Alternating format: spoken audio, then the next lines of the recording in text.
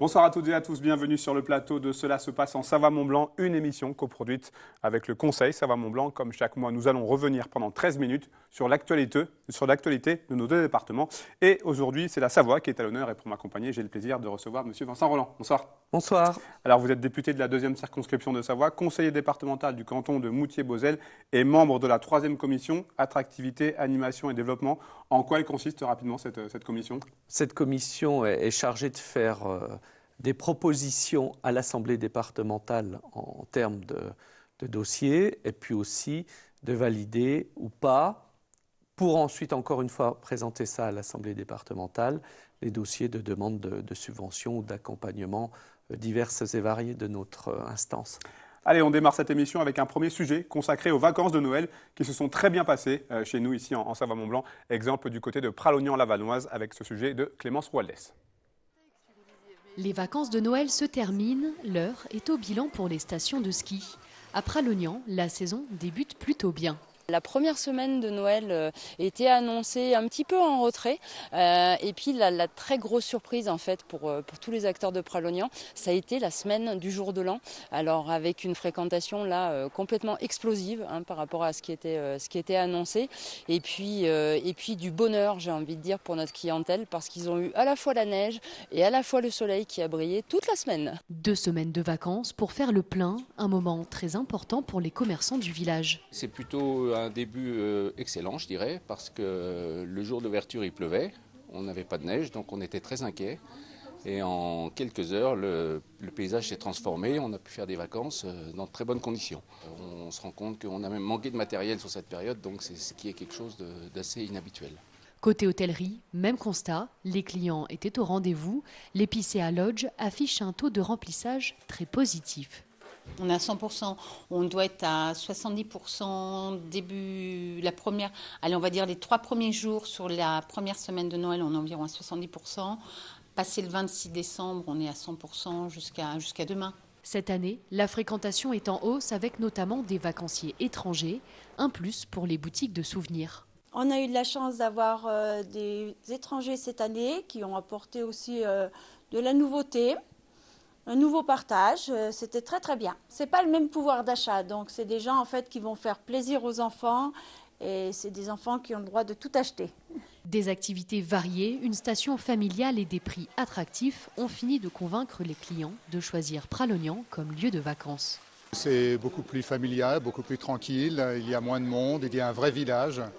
Il y a une descente au lampion, donc tout ça est formidable pour les petits et donc nous en profitons également. La patinoire, la piscine, voilà, et puis le petit marché le soir, c'est sympathique. On a trouvé une petite location bien sympathique, pas trop chère, donc du coup ça nous convenait bien pour venir avec les enfants et nos 2 amis. Situé au cœur du parc de la Vanoise, c'est aussi peut-être le secret de la réussite de Pralognan, un site préservé où il fait bon skier. Vincent Roland, Pralognan-la-Vanoise, vous connaissez très bien puisque vous avez été conseiller municipal et adjoint au maire. Oui, c'est ma commune de naissance et de cœur, forcément. J'imagine que vous êtes donc très heureux quand on voit ces très bons résultats pour ces vacances de Noël dans cette commune, dans cette station. Dans cette station, bien sûr, qui est un petit peu à l'image de la fréquentation en Savoie-Mont-Blanc. Qui a été assez exceptionnel. On a connu une saison, en tout cas plutôt une 2e semaine des vacances de Noël, absolument exceptionnelle, voire historique. Nous avions de la neige, ce qui n'était pas le cas de tous les massifs, d'une part, du soleil, et je crois, malgré un contexte social très difficile, l'envie pour nos concitoyens de changer d'air au sens propre comme au sens figuré. Et Savoie-Mont-Blanc s'y prêtait tellement bien. Certains sont inquiets pour la suite de la pratique du ski, de ce type de vacances. On voit qu'avec des hivers comme celui-ci, en tout cas des vacances comme celle-ci, il y a encore de beaux jours. Il y a une forte demande de la part des clientèles pour passer des séjours à la montagne, très clairement. Maintenant, à nous de bien organiser l'offre, de bien organiser le parcours client pour que cette clientèle ne soit pas déçue et ait toujours envie de venir, malgré certains aléas climatiques qui soit dit au passage, ne sont pas complètement nouveaux non plus, hélas, et risquent aussi d'être un peu plus fréquents qu'avant. Mais soyons intelligents, malins, pragmatiques pour régulièrement adapter notre offre. Allez, on enchaîne avec le funiculaire qui relie Bourg-Saint-Maurice aux Arcs, qui s'est doté de nouvelles rames dernière génération. On regarde ce reportage. Entièrement électrique, doté d'une vue panoramique à 360 degrés et pouvant accueillir jusqu'à 250 personnes, les nouvelles rames du funiculaire qui relient Bourg-Saint-Maurice à la station des Arcs 1600 portent la griffe Poma, un des leaders mondiaux du transport par câble. On a la chance de maîtriser beaucoup de technologies, en particulier tout ce qui est la partie habillage, carrosserie, avec les meilleures structures, acier, etc. Enfin, on arrive à combiner finalement toutes ces technologies de haut niveau et puis tout ce qui est aussi la partie communication avec les usagers, où est-ce que vous en êtes, etc. Enfin, ce qu'on voit d'ailleurs aussi bien dans un RER aujourd'hui, les nouveaux métros, on est vraiment dans ce mode de la mobilité. Avec ses nouveaux équipements et sa gare de départ flambant neuve inaugurée également ce vendredi matin, Bourg-Saint-Maurice-les-Arcs se dote d'un véritable pôle multimodal, utilisable aussi bien en hiver qu'en été. Toute l'intermodalité que l'on peut imaginer se retrouve, les piétons, les vélos, les trains. On peut venir de Londres maintenant jusqu'aux Arcs, presque à sec, c'est-à-dire qu'on a des belles ruptures de charge bien équipées et on peut donc de la gare passer au Funi, du Funi à un bus et du bus à son lit.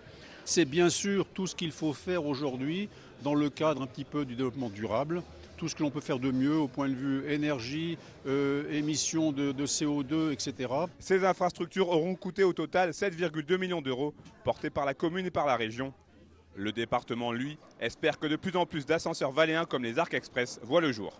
Dans les schémas de cohérence territoriale, que ce soit en Tarentaise ou en Maurienne, nous avons des projets d'ascenseurs valléens et nous espérons qu'ils soient le plus nombreux possible parce que pour le développement durable, c'est la solution.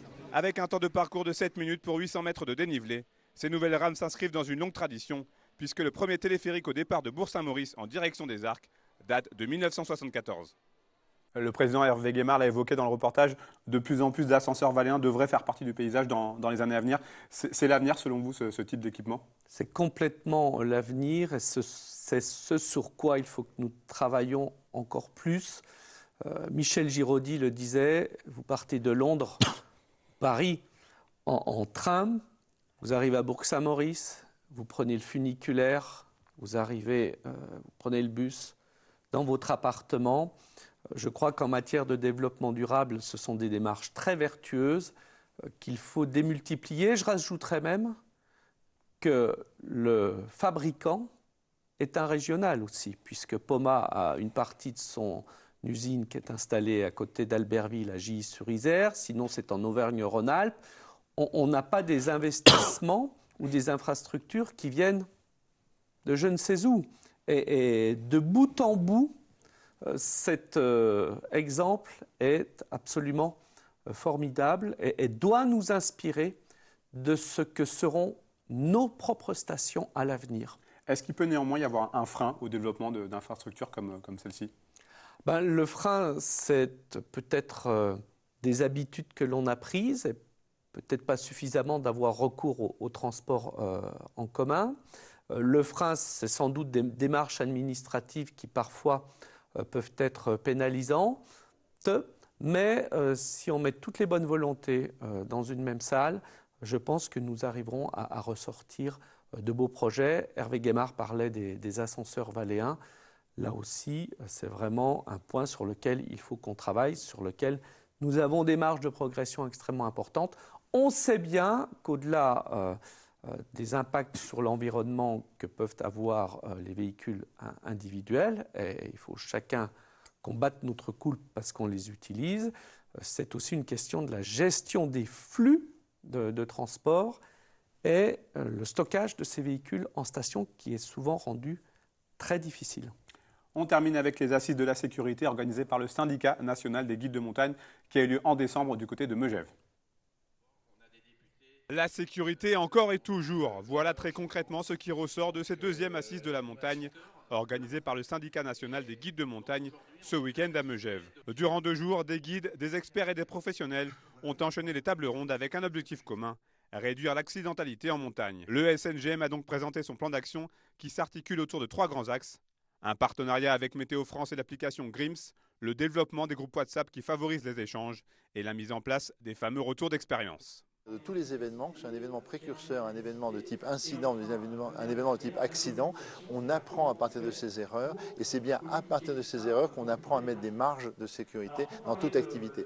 Et ce retour d'expérience doit être formalisé, doit être organisé de façon à pouvoir partager ce retour d'expérience à l'ensemble des guides de la profession. Il n'y a aucun guide de haute montagne qui fait volontairement une erreur. Et donc toute cette difficulté doit être encadrée et protégée. Quelqu'un qui déclare une erreur, il faut lui dire merci plutôt que de l'engueuler, on aurait dû faire attention. S'il est évidemment encore beaucoup trop tôt pour savoir quels seront les impacts directs de ces mesures sur la sécurité et l'accidentalité, la tendance est quand même sérieusement inversée après une année 2018 catastrophique en termes de chiffres. La mise en œuvre du plan, elle a avancé de manière très significative. Cette année, aussi bien pour la saison d'été que d'hiver, on a eu une baisse assez spectaculaire de l'accidentalité cette année. Mais de là à dire que c'est dû au plan d'action, ça c'est un petit peu exagéré. La montagne reste un terrain de jeu très aléatoire. L'éducation et les bons gestes doivent donc permettre aux générations à venir d'appréhender au mieux ce milieu naturel. Le plus simple consiste à s'adresser aux enfants, aux adolescents. Nous le faisons. Nous avons plus de 12 000 collégiens qui viennent pratiquer le savoir skier, prendre les précautions de fréquentation de la montagne, savoir utiliser la montagne et la respecter en même temps. Les assises de la montagne du SNGM ont vocation à devenir un événement annuel. Le rendez-vous est donc pris pour 2020. Il permettra de constater ou non une certaine avancée. La sécurité encore et toujours. Vous, comment vos équipes au conseil départemental de Savoie peuvent-elles continuer à assurer, à augmenter la sécurité en montagne justement ? Le président Monteil pour le conseil Savoie-Mont-Blanc le disait, c'est aussi former nos jeunes publics et les collégiens à qui nous faisons découvrir la montagne chaque année. Et puis moi, je rajouterais quelque chose aussi qui est extrêmement important. Et c'est très bien que Christian Jacquet, le syndicat des guides, ait organisé ces assises. C'est la formation des professionnels. Parce que l'on voit tout un tas de personnes arriver en montagne, se prétendant être guides ou accompagnateurs et ayant souvent reçu un enseignement assez léger, pour ne pas dire exotique. C'est aussi cela qu'il faut contrôler et mettre en avant cette formation française, notre savoir-faire avec l'école nationale qui est à Chamonix, l'ENSA.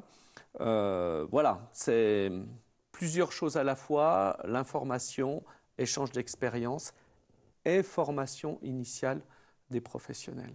Merci beaucoup, Vincent Orlande, de m'avoir accompagné toute cette émission, d'avoir répondu à mes questions. Merci à Damien Rémy pour la réalisation. Prochain rendez-vous avec Cela se passe en Savoie-Mont-Blanc le 27 février pour un numéro consacré à la Haute-Savoie. À très bientôt sur nos antennes.